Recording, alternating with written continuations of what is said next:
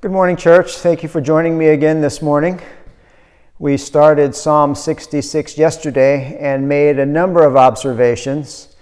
And today we'll try to interpret those observations to get a feel for what is meant by what is said. Now, you might recall a couple of weeks ago when we were working on Psalm 66 together that I mentioned Psalm 66 was unusual in that it was very straightforward. There was not very much poetic language, not many metaphors used, not many figures of speech. And so it pretty much meant what it said and said what it meant in plain language.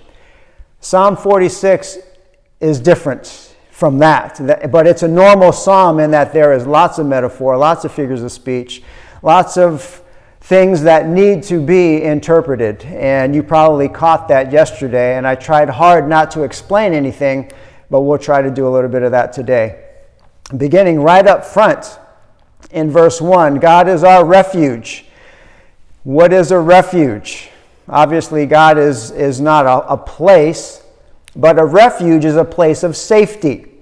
It's a place where people go when there is imminent danger and they're looking for protection.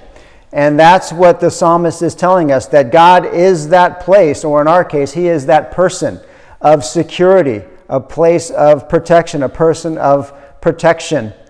It's akin to Psalm 27 that we looked at weeks ago, if you can remember. There, the psalmist says that God is our stronghold. And a stronghold is a refuge, and a refuge is a stronghold. It's a place of security, a place of protection. God is not only our refuge, but He is our strength. That is, He doesn't just give us strength, but He Himself is our strength through His Spirit who indwells us. So God is our place of protection. He is our strength. And note this, a very present help in trouble. We noted yesterday that He's not just our help and not just a present help, but a very present help. And what is David trying to communicate there? Well, it's pretty simple. He's saying that God is ever present. In fact, some of the translations use that wording. God is our ever-present help. It's an emphasis on the presence of God during the most difficult circumstances when you need Him the most. It would be akin to Jesus before He went to heaven, and He says, I am with you always, even to the end of the age. David is saying the same thing here about God, that He is with us always. But not just always. David says always, and particularly in times of trouble. Therefore, we will not fear, David says. Why should we be afraid? If God is our refuge, if He is our strength, if He is with us in the most difficult circumstances, there's no reason to fear. Even in the most dire of circumstances. And that's the picture that David is painting next. Remember, we observed yesterday about the earth giving way and mountains being moved and waters foaming and roaring and mountains trembling. What David is doing there with that imagery, and I'd ask you to try to imagine what was going on, it sounds like it's a hurricane. And David is saying, even if the earth begins to tremble, even if it loses its stability, that's why are earthquakes so frightening? Because the ground that is supposed to be stable is moving. It's not supposed to move. The earth is supposed to be solid, right? But David is saying, if the earth gives way, even then I won't be afraid. Not only that, even though the mountains fall into the heart of the sea. Now, mountains have long been and always are in Scripture a picture of strength, of stability, and permanence. Mountains don't go away. Mountains don't move unless God moves them. But David is saying, I will not fear even if mountains fall into the ocean. And even if the ocean is roaring and foaming, even if there are white caps, even if there are 50-foot swells and crashing waves such that mountains tremble.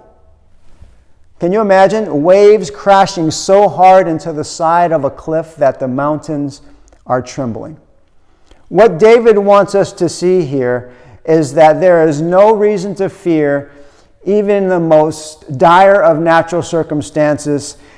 To put it in the vernacular, David is saying, even if all hell is breaking loose on the earth, there is no reason to fear. That's the picture he paints in verses 2 and 3. But notice the change in tone in verse 4. I didn't point this out yesterday, but when you read verse 4, right after that imagery of natural disaster, David talks about water again, but this time in the form of a river. He says in verse 4, there's a river whose streams make glad the city of God, the holy habitation of the Most High. Notice you go from raging seas to now flowing streams that are in the city of God that lead to gladness. The city of God would be Jerusalem in the Old Testament times. The holy habitation of the Most High would be the temple that is found in Jerusalem. God is in the midst of her. God is in his temple, and she shall not be moved. Neither the city nor the temple will budge, because God is there, and God will help her, that is the city, when morning dawns. When the sun comes up, God is there. God will provide help. Do you notice the change in tone? You go from raging fear, foaming seas, to gently meandering streams and rivers. And that is figurative. That river is not literal, because there is no literal river in Jerusalem. There never was, there never has been, and unless there's a major change in the earth's surface, there won't be. So that river is not a literal river, but what it does is it symbolizes and it's figurative of the presence of God flowing through the midst of his people. And because God is flowing through the midst of his people, there's gladness. That is, there's peace, there's happiness, there's contentment, and there is security. The city shall not be moved. There's peace. There's security. It's much like the imagery that you get in Psalm 23. Do you remember in Psalm 23, it's the Lord that leads you besides the still waters. And that's what the psalmist is getting at here. You've got natural disasters, but then you've got the presence of God flowing through his people, which leads to gladness and stability and God's security. When God is there, there is peace and there is security.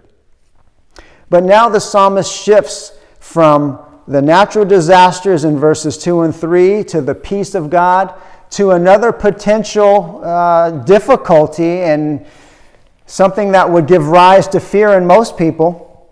That is nations raging and kingdoms fighting with each other to the point where they're going to topple. You had the natural difficulties and disasters, and now you have political and man-made difficulties in the forms of nations fighting and waging war against one another. And then the psalmist talks about God uttering his voice and the earth melting. Now, what is he getting at there? Well, he's talking about God's power at that point. The earth is under the influence and the dictates of the Lord. Now keep in mind, how did the earth come into being? God spoke it, and it was created. What the psalmist is pointing out here is that as God spoke the earth into existence, he can speak and the earth will go out of existence. So the earth is subject to the Lord, that God can speak and literally melt the earth. It can go away. It will go away if God wanted it to. All he would have to do is say the word. And that's because he is powerful, he is sovereign, and he is in control. And then David mentions the Lord as being the Lord of hosts. And this Lord of hosts is with us. We sing a song. We sing it here at FocalPoint. I don't remember the title of the song, but I was reminded of a lyric based on this verse. And the lyric is, "The God of angel armies is always by my side." Now, please remind me of what that song is when you send your comments and questions in. But that's the point that David is making here, that the Lord of hosts refers to the God who commands the armies of angels in heaven.